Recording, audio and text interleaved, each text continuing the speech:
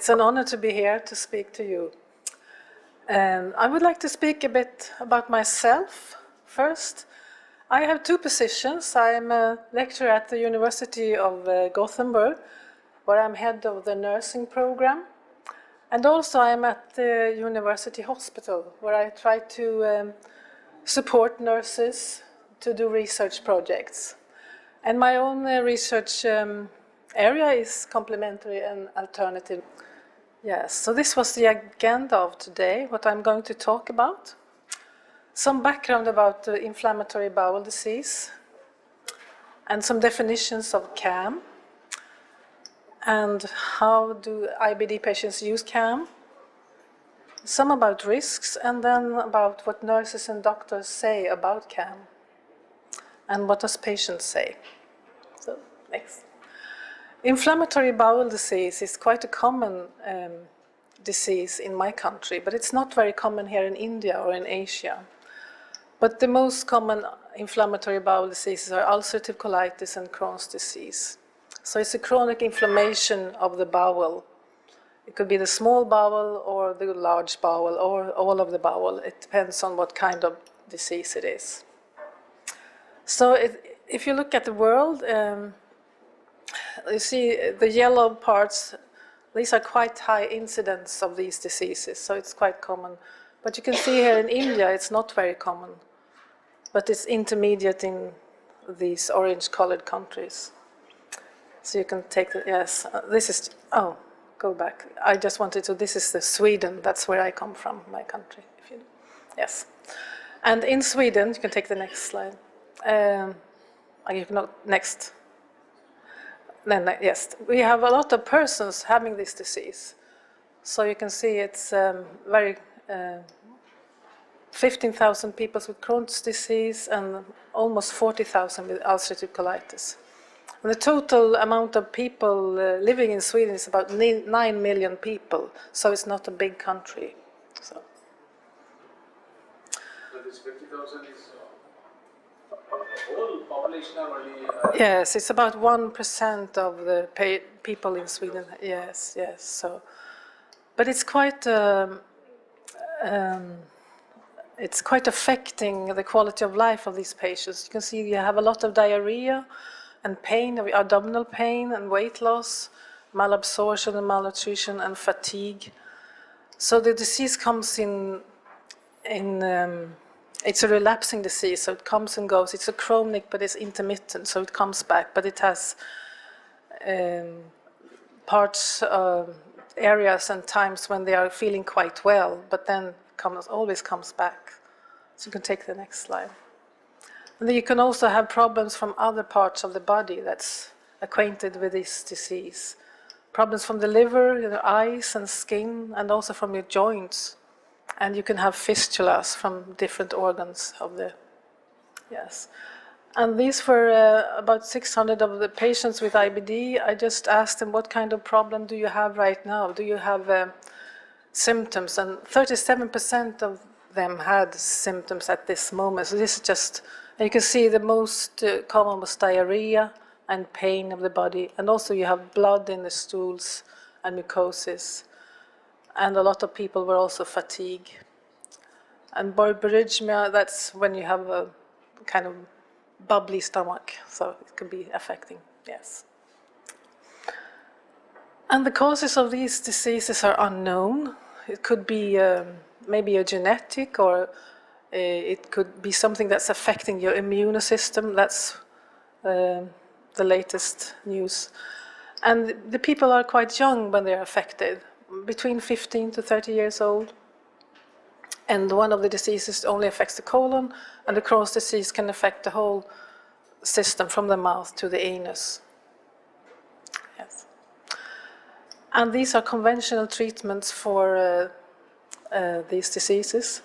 So it's sulfasalazine and azathioprine and corticosteroids, and also immunomodulators that suppress the immune system.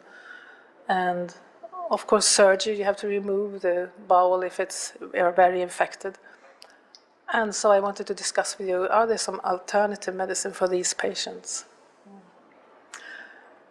If we look at complementary and alternative medicine that's been discussed here today, one definition is that it's a group of diverse and healthcare systems that is not presently a part of the country's own system.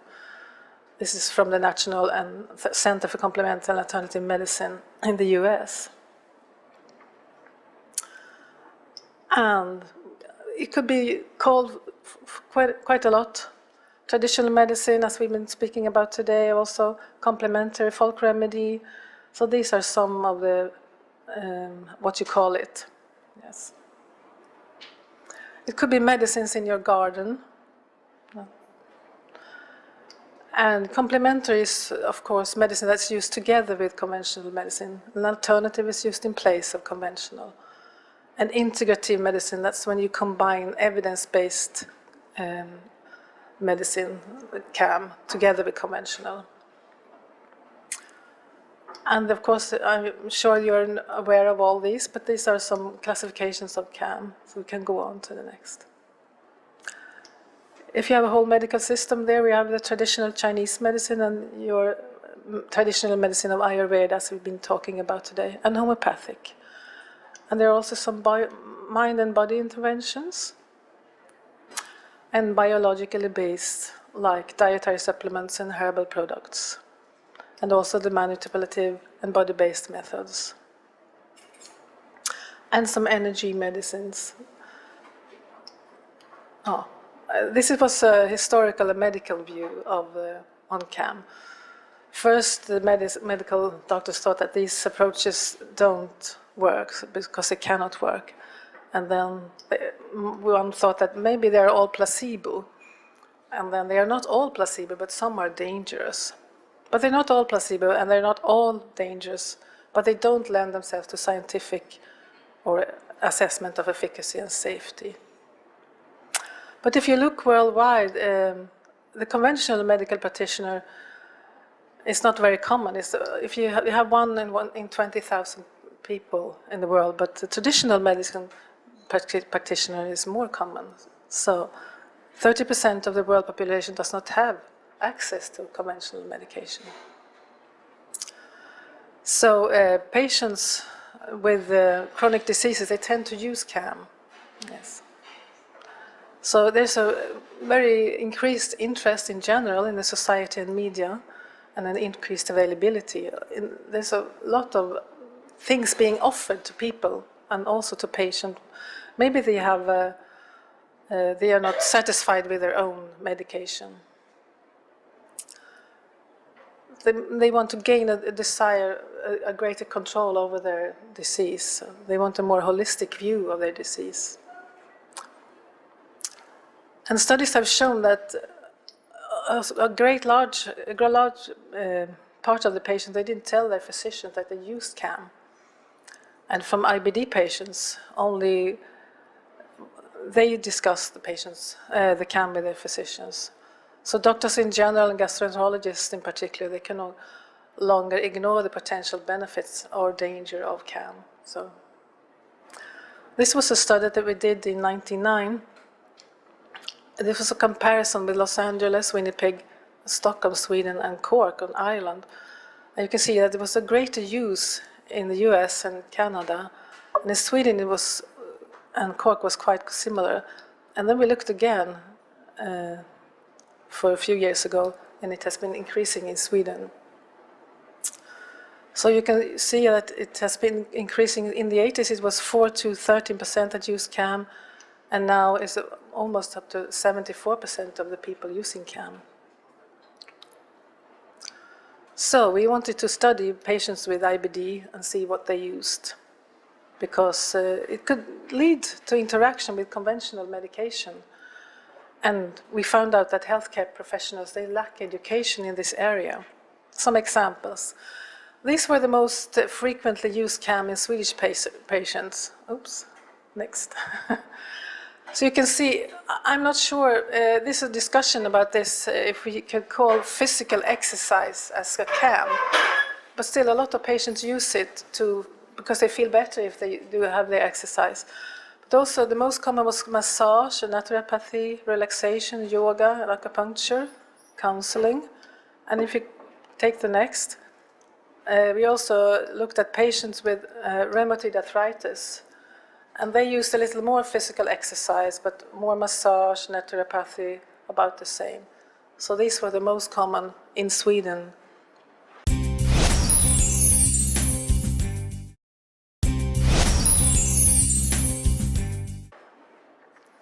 And aloe vera is one example that had been tested for in a clinical trial for ulcerative colitis. Yes. No, this is the secret between Cleopatra's secret beauty. And aloe vera has a lot of biological compounds, so it could be hard to know which was effective. You can take the next. And here, this picture is just to show that this is the quality of life. It was unchanged for these patients. It was only a few patients, but still, some of them got better, some of them got not. So. And there were some side effects. They had some pain in their feet, acne, but also the placebo group had some pain in their feet. So. And if you look at acupuncture with moxibustion, these are two small studies in Crohn's disease and ulcerative colitis.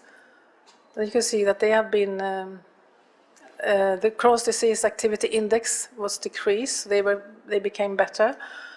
And it was compared to sham acupuncture, so they were improved, but it was just small studies. And this was a meta-analysis where we tested, they looked at several studies, so these were 5 studies and 10 studies. And the results were quite inconclusive because the methodological were not really. Here are some other CAMs that are used in ulcerative colitis and Crohn's disease. A lot of probiotics is very popular here in this field. Hypnotherapy, curcumin, Boswellia serrata, and fish oil. But fish oil has to be used with very large amounts, so it could affect the bowel also for the patients.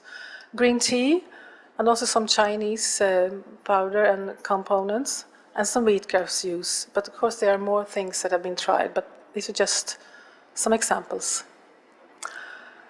But also, some patients have used noni juice. I don't know if you know this, but this is from the Morinda citrifolia tree, and their liver toxicity has been shown. So I have some case reports.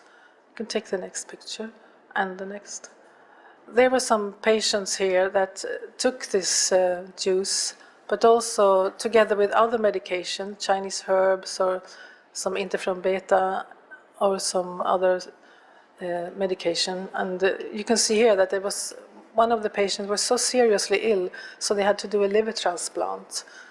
So the herbal remedies can be quite strong and potent. So that's why it's important that we know what the patients are taking. You can take the next. Yeah, that was 11. Okay. And the next. But there was another study with 96 persons that took the juice and they did not have any hepatotoxicity. So. And here are also some side effects that have been shown in different CAM treatments. You can go on.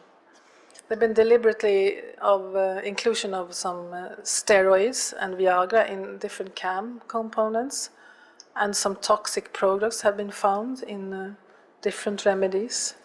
And some people have had injuries from manipulative therapies, and hepatitis has been shown from acupuncture, but I think that's very uncommon, but it has been shown. And St. John's wort decreases the system bioavailability, so it can delay different drugs. But of course the most important is the wrongly and delayed diagnosis if we don't have serious CAM practitioners. So all these medicines are interacted with St. John's wort, so it could seriously affect the patient if they take it. So we have to ask the patients. Yes. Next. And this is also a drug which is used very much for common cold, and this could interact with the immune system. And as these patients with IBD use immunomodulators, this could maybe react with these patients. Yes. And ginseng is also common, and it could also reduce the effect of an oral anticoagulant, so it could interact with conventional medicine. So it's important to know what the patient uses, and it could also interact in some heart medication. Yes. Yes. Yes, so we must talk about this. It's very important that we integrate conventional medicine and CAM. Yes. Yes. So this is a study about physician and nurses' attitudes about CAM. And the aim was to explore the IBD professionals' attitudes and experience of CAM. And this is my PhD student who has done the interviews and done a lot of the analysis. So I take the next. So we did some semi-structured interviews, and the text was transcribed verbatim. All the texts were written. And we did a quality content analysis. And this was 16 physicians and nurses that were interviewed. And they had been working with IBD patients for about 20 years, so they were very common to these patients. And the content analysis is when you organize the data that you have collected. So it's a lot of text that you organize to gather an in-depth understanding. It's different to a quantitative method. So it's to investigate the why and the how to see. It gives a deeper understanding of the text. Yes. So the results came into two domains. So it's attitudes and experiences. And the attitudes were the domains were the creating trust and a good relationship with the patient, and wishing for knowledge and understanding, and the feeling a trust in CAM, and also attitudes that constitute a barrier. So this was to show there were two domains, attitudes and experience, and here are the categories, and here are the subcategories that were taken out from the whole text. So you can see here, creating trust and a good relationship with the patient. For example, strategies with the encounter for patients, and searching for information on patients' behalf, and a positive attitude to CAM. And wishing for knowledge and understanding. So the nurses and the physicians, they wanted to learn more about CAM. And they were really something that they relucted. They really wanted education. And they trusted in CAM. They accepted CAM. And they also felt that this was an untapped resource. It was something that they could use. And they even wanted it to be part of the conventional medicine. But some of them had a restricted approach, and they showed a distant view because they were troublesome and worried about side effects. Yes, and here are some of the quotes, the citates from the text, so you can go on. One of the persons said that you have to be very careful not to have a superior attitude towards the patient and not to say that this is nonsense and stop taking it, because that could ruin the relation. So the relation with the patient was very important. Yes. And when considering our patients and their problem, it would be very interesting to learn more, of course. Yeah. So these could be either physicians or nurses who say this. And they trusted, well, I definitely believe in touch. And if you feel taken care of, you will feel better. Yeah. And I don't think they want to make a fool of themselves in front of the doctor by revealing that they feel that they use CAM. And this could be problems, that they feel that they don't have the trust in the physician so they could speak to him or her. And I'm a bit concerned about the risks involved using CAM in place of the traditional medicine. Yes. And the other domain was experiences that emerged. So this included motives for CAM use and perceiving patients' quest for improvement and well-being, problematic aspects, and differing CAM experiences. So here you can see the categories and the subcategories. So they were concerned about side effects of conventional medicine. And patients, sometimes they wanted to avoid conventional medicine because they had the side effects. But they were interested. And there was also some influence from the surrounding environment. A lot of people around patients with chronic diseases tell them what to do and what not to do. So, and the patients were searching, and they believe of the efficacy of CAM. And also, some of the physicians said that they have learned from their patients what they use, so they looked it up and tried to study about it. It was interesting. And some of the problematic aspects was that they had limited education and limited knowledge, and also safety and efficacy. And some had some personal experience. Most of them had this personal experience of CAM, taking a massage or maybe using some homeopathy or so, and also experience of friends and relatives and professionals. Some had been working abroad, because in Sweden physicians don't give CAM, but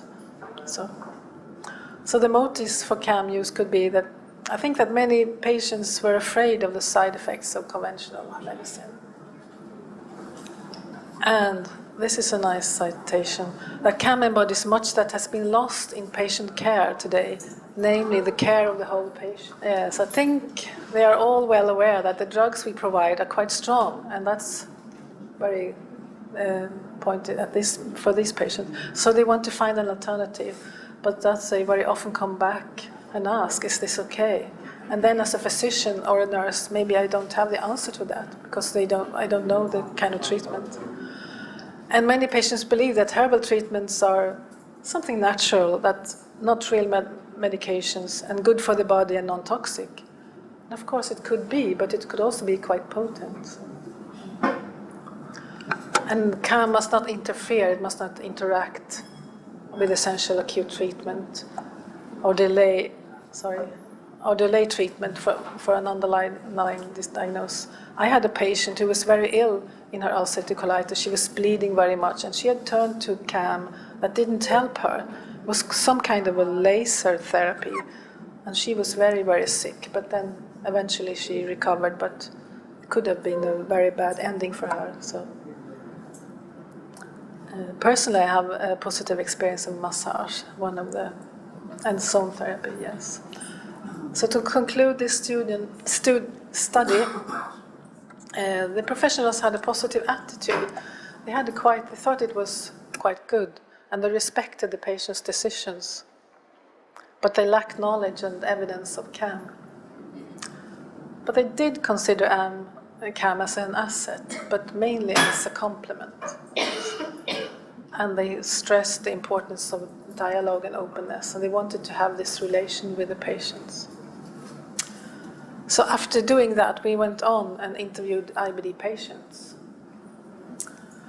And this was just accepted for publish this week, so my student is very happy. She's soon finalizing her thesis.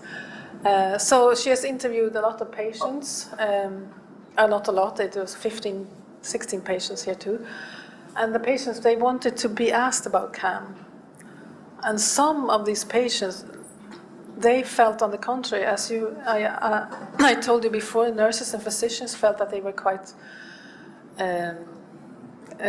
accepting for the patient, that they accepted the CAM use, but the patient felt that they were not really being treated in that manner, so they felt that they were not taken on seriously when they were using CAM.